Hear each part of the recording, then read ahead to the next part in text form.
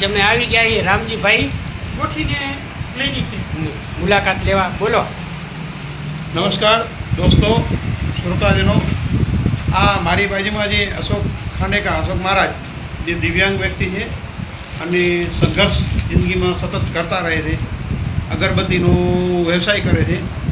આપણે એને મદદ કરીએ છીએ. આપણા ક્લિનિકમાં જ અમારા ફિઝિયોથેરાપી સેન્ટરમાં અને અગરબત્તીનો માલ રાખીએ છીએ આપણે, અને એમની બને એટલી મદદ આપણે કરી અને એને બે પૈસા મળે એવો આપણો હર હંમેશા પ્રયત્ન રહે. અને તમે પણ આ અશોક ખાંડેકા અશોકભાઈની શક્ય એટલી અગરબત્તી લઈને આમને મદદ નથી કરવાની, પણ અગરબત્તીની ખરીદી કરીને એને મદદ કરવાની હું અપેક્ષા આપ સૌની પાસે રાખું છું.